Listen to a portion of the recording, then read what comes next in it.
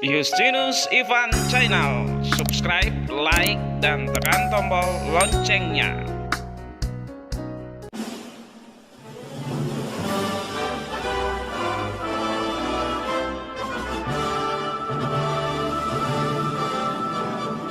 Bangun pemudi-pemuda Indonesia. Iya, selamat pagi anak-anakku kelas 5. Bagaimana kabarnya pagi hari ini? Selamat pagi, semangat pagi. Nah, ketemu lagi dengan Bapak Justinus Tarbuat di pembelajaran PKN pada hari ini. Di awal Bapak sudah menyanyi sedikit tentang lagu Sumpah Pemuda, ya. Nah, karena pada hari ini kita akan belajar tentang di halaman 14. Siapkan buku paketnya di 5E, karena kita sudah masuk di 5E di halaman 14. Di halaman 14 tentang menjelaskan peristiwa Sumpah Pemuda, ya, menjelaskan peristiwa Sumpah Pemuda. Nah, Sumpah Pemuda itu biasa dirayakan setiap tanggal berapa? Tanggal berapa? Bulan berapa? Tanggal 28 Oktober. Karena pada hari ini kita akan belajar tentang Sumpah Pemuda. Apa itu Sumpah Pemuda? Ya, penasaran tentang pembelajaran kita PKN pada hari ini? Kita langsung saja ke pembelajaran hari ini, ya. Oke, langsung saja kita ke pembelajaran kita hari ini. Buka bukunya halaman 14 di situ, ya. Halaman 14 di sini, ya, di sini halaman 14 Bapak juga sudah foto. Nah, menjelaskan peristiwa Sumpah Pemuda. Nah, Indonesia merupakan negara kepulauan yang beberapa wilayahnya dipisahkan oleh perairan. Meskipun begitu, Indonesia tetap bersatu hingga saat ini. Usaha mempersatukan Indonesia yang telah dilakukan oleh para pahlawan tidak mudah. Jadi para pahlawan kita dulu untuk merdeka itu tidak mudah, ya.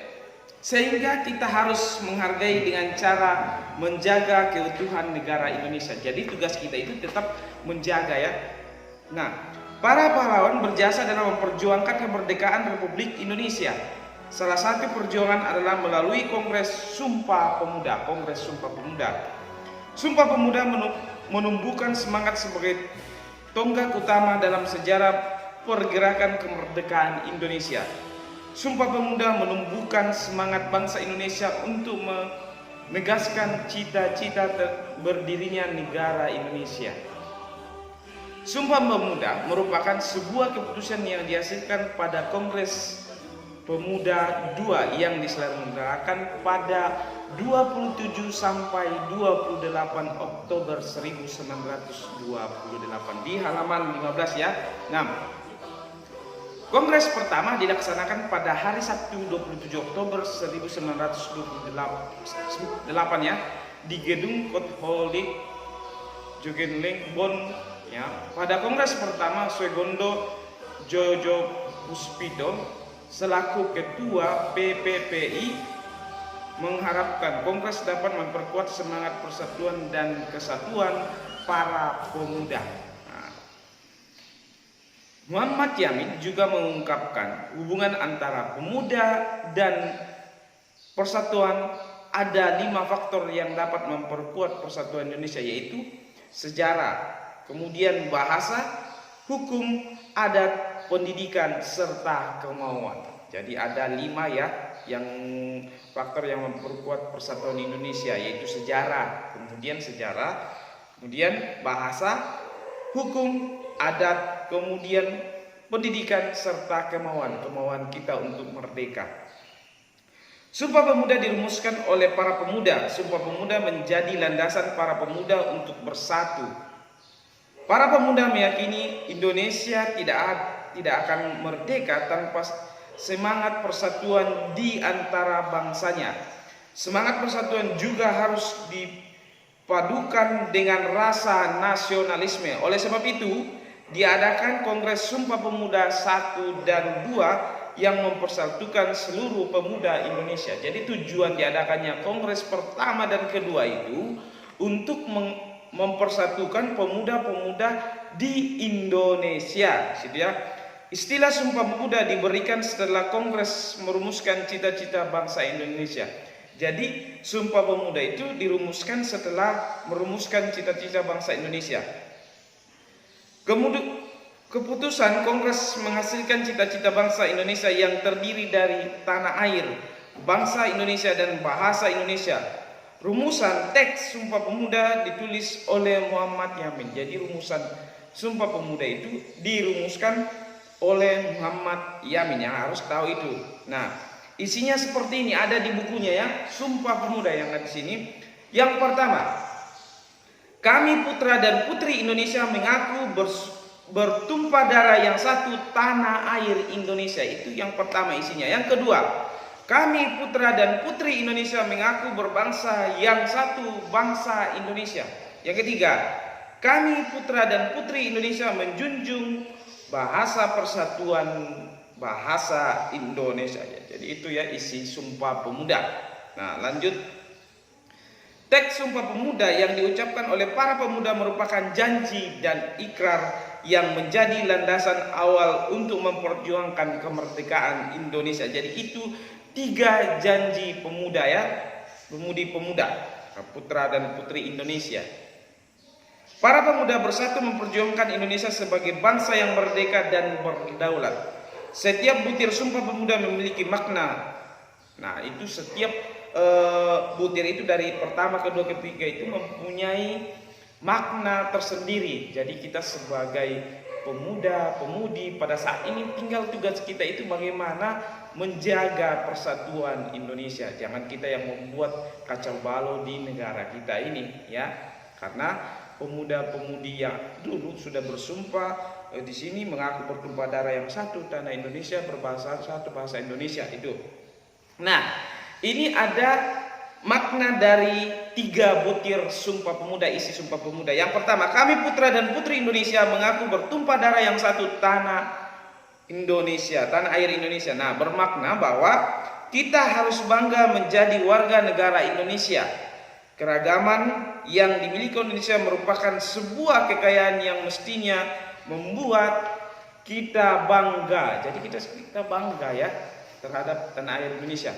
Meskipun berbeda, kita harus bersatu seperti semboyan Bhinneka Tunggal Ika yang berarti berbeda-beda tetapi tetap satu jua. Itu kita sudah belajar kemarin tentang makna semboyan Bhinneka Tunggal Ika, berbeda-beda tetapi tetap satu jua. Itu makna dari butir pertama, janji yang pertama. Yang kedua, janji yang kedua, kami putra dan putri Indonesia mengaku berbangsa satu, bangsa Indonesia. Jadi maknanya di sini, setiap pemuda mengakui sebagai bangsa Indonesia.